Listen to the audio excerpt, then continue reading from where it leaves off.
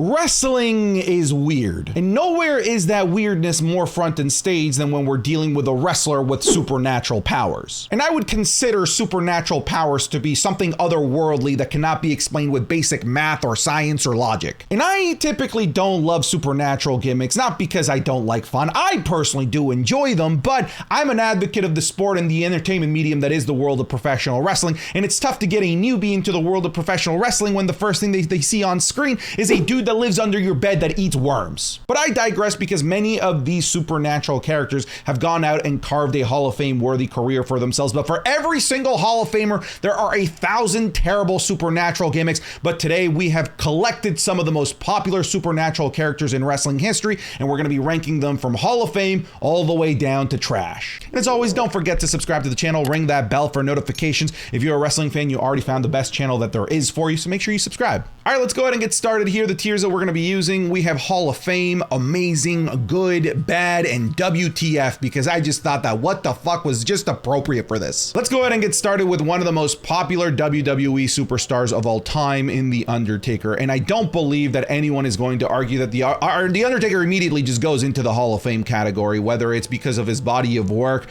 whether it's because of all of the accolades that he has, multiple-time world champion, Royal Rumble winner, WrestleMania main eventer, the WrestleMania streak. The accolades alone put him into the Hall of Fame. Whether he was a normal character like the American Badass, just the motorcycle driving Americana loving dude, or whether he was an undead ghoul that walked amongst the living that was powered by a supernatural urn. Yeah, that's the character of The Undertaker. All right, most people would have been given that character and failed immediately, because he was given this character during a height where professional wrestling just loved to give dumb, stupid characters to people. Like, okay, you're a garbage man today. All right, tomorrow you're the recycling dude. You're the mechanic. Hey, you're the guy that prepares people for the afterlife. You're the Undertaker. And Mark is just so good at his craft. He's just such a fantastic in-ring storyteller, such a fantastic on-the-mic storyteller, in camera presence. He just made that character work, and I don't believe that anybody else would have made The Undertaker work, because on paper the concept of The Undertaker is stupid, but he made it work, and he made it into one of the greatest careers in wrestling history. The Undertaker undeniably goes into the Hall of Fame. Now let's go ahead and grab the Hurricane, and it's arguable whether the Hurricane is a supernatural character or if he's just a delusional individual that believes that he has superpowers. But as we have seen in his video entrance, he does fly around the globe numerous times, so he has the power of flight. As far as we know, the power of flight, super strength. According to him, he is stronger than the Scorpion King. I love the Hurricane. To me, he was one of my guilty pleasure characters. I thought it was a significant downgrade when he dropped the Hurricane shtick and went back to being Gregory Helms. I didn't like that. The Hurricane, at the very least, was a very fun, unique character. The Hurricane for me goes into the good category. All right, well, I already kind of referenced him at the beginning of this video, but let's talk about the boogeyman, the man that lives under your bed from parts unknown. He feeds on worms. He bashes his head with clocks to let you know that the boogeyman is coming to get you. The boogeyman was one of those characters that I just couldn't not like. I don't know why. Like, he just kind of worked for me. He was just so ridiculously over the top, with always carrying a bag of worms and munching on them. Let's not forget the time that he ate the growth off of Jillian Hall's face. This character was just bizarre, but it was so bizarre that it just worked. Like, it was so over the limit that I was kind of on board with it. He even went on to have a match at WrestleMania with Booker T, a Hall of Famer. Like, what? Either way, look, the boogeyman is one of those stories that you tell to people that aren't old enough to have been there for the Ruthless Aggression era, okay? The Ruthless Aggression era was nowhere near as weird as the Attitude Era, but it had some weird things, and I think the boogeyman was the height of that weirdness. I like the boogeyman. The boogeyman goes into the good category. All right, let's stay into the Ruthless Aggression era, and let's grab Mordecai, a character that was supposed to be the light to the Undertaker's dark, but as I mentioned earlier before, if you aren't good at your craft, if you aren't just an amazing professional wrestler and an amazing storyteller, being given a gimmick like the Undertaker's is a death sentence, and that is what happened to Mordecai. Mordecai. As I don't know if his real name is Kevin Thorne, but this man just could not make this character work. It was just laughable from the beginning that a guy whose basically entire gimmick was that he was an angel of light and was here to take out the darkness. Again, he's just the opposite of the Undertaker, and it just didn't work. When you don't have the skill, when you don't have the chops, when you don't have the character, the character building capabilities, when you don't have the storytelling capabilities, it goes into the what the fuck. That's what Mordecai does. Hey, we've been talking about the Undertaker, so why don't we talk about his manager, Paul Bearer, who again, I don't think anyone would argue goes into the Hall of Fame category. Once again, it is a situation where if it's anyone else but this individual, this would have failed absolutely miserably because it's just such a dumb idea. It's such a dumb character, but it was so perfectly executed that he's now considered one of the greatest WWE managers in WWE history and absolutely belongs into the Hall of Fame. He was the man that powered The Undertaker with, I don't know what was in the urn, the ashes of Undertaker's parents that Kane burned or something. I don't know. It's just a weird storyline. This whole world of spooky wooky wrestling is just bizarre, but somehow it just works. And Paul Bearer absolutely is one of those individuals that made it work. So Paul Bearer goes into the Hall of Fame. All right, next up we have Stardust, who was played by Cody Rhodes, who is now one of the top WWE superstars of all time. So kids, there is a chance to get out of the doldrums. If Stardust was able to do it, then you can as well, all right? You just have to work hard. Anyways, so we have Stardust, who I believe has the cosmic powers to travel through space and time and through different dimensions. Yeah, Stardust just goes into the what the fuck category. Let's go ahead and grab the Dungeon of Doom. And Dungeon of Doom was just like one of the weirdest things WCW has ever done. It never really worked for me either. I thought it was just the dumbest thing because I was really young. And even as a kid, I'm like, this is so fucking stupid. It goes into the what the fuck category.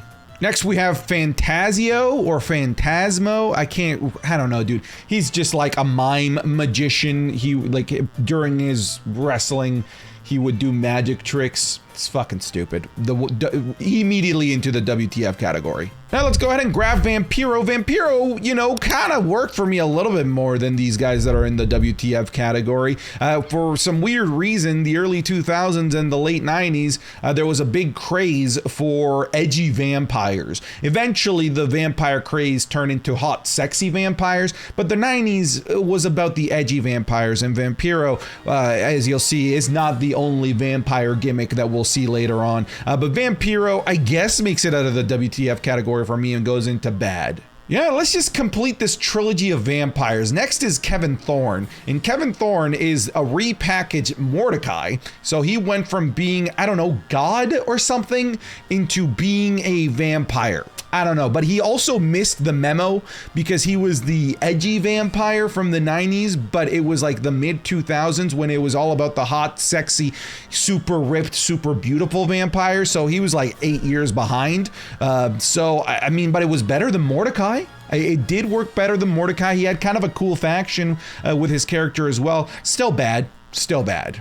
Papa Shango, dude, I love Papa Shango. Papa Shango, for me, is amazing. Look, I'm a little bit biased over here, okay? Papa Shango is my go-to username in many video games if I'm playing like League of Legends, RuneScape, whatever it might be, and you see Papa Shango, that was me. If you were playing Among Us and Papa Shango killed you, that was probably me. Papa Shango is just a good name. The name alone puts him into the amazing category. But I don't know, dude. There's like very little structure to what constitutes amazing, WTF, bad, and good. I think the only one that's like super objective is Hall of Fame. I think every other one is just super subjective. I guess I really liked Papa Shango, so Papa Shango for me goes into the amazing category. Although if you were to tell me that he also goes into the WTF, like I wouldn't argue with you. Let's finish off the vampires, and we have Gangrel, the member and the leader of the Brood, the man who I guess put Edge and Christian on the map.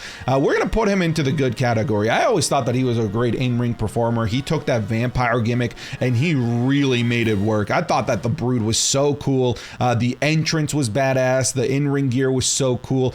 They were all about like replicating the feel of the Lost Boys again, like super 90s vampires feel.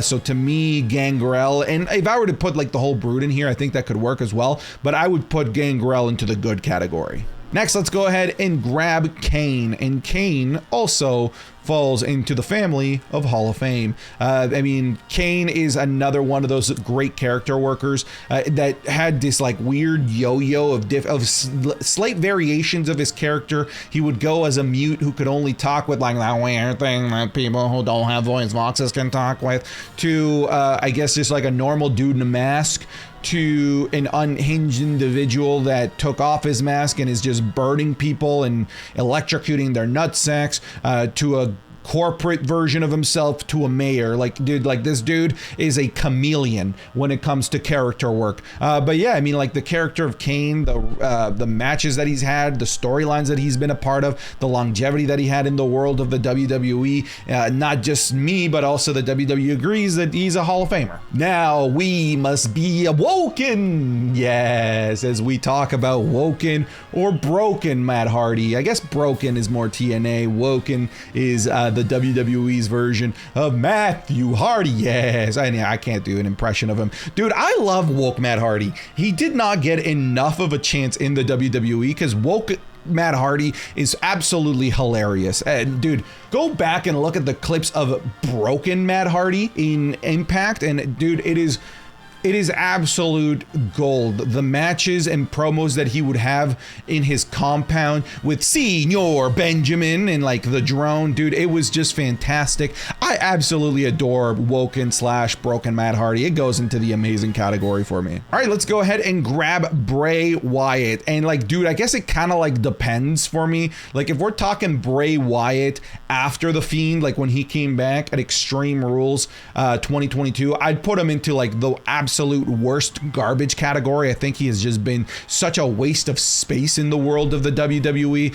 but we decided to keep that version off for now. And right now what we have is a Swamp Bray Wyatt, I guess cult leader of the Wyatt family, and that shit was amazing. Like Swamp Bray Wyatt is just so good, even though his promos, brother, they just made no sense. As you look deep into the eyes of the mountain, you'll see and find yourself in the fires of the abyss, brother. What? I basically just cut a Bray Wyatt promo, but it worked. It worked. His feuds were fantastic. He had some amazing matches. The matches that the Wyatt family would go on to have with the likes of like Team Hell No and also the Shield were just absolutely wonderful. So that version of Bray Wyatt goes into the amazing category. And I'm gonna go ahead and toss the Fiend in there as well. Like in terms of a character and all, in terms of supernatural, like he's probably the most supernatural character out of all of the ones that I have on here.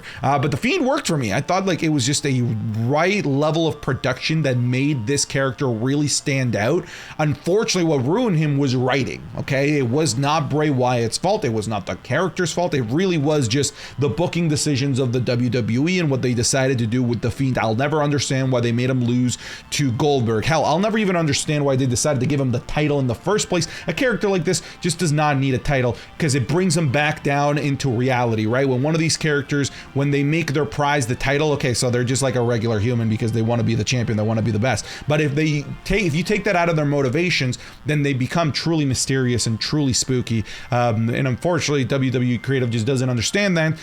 But the Fiend and the work that Bray Wyatt did as the Fiend, to me, was amazing. Let's go ahead and grab Sting. And Sting also goes into the Hall of Fame. Again, debatable as to whether or not you can say that he had supernatural powers. I guess he had the ability to just like instantly appear when things went dark. I guess we can call that and chalk that up to teleportation. Sure, we can say that that's supernatural powers. All right, okay. But if we're going to consider him a supernatural WWE superstar, WCW superstar, whatever you want to call him, I guess WWE is not really the right word, even though he was in there for like, what, a year? Regardless, a supernatural wrestler. He's a Hall of Famer. He's undeniably a Hall of Famer. He's one of the greatest of all time to ever do this, whether he had his surfer gimmick or whether he was, Crow version of Sting.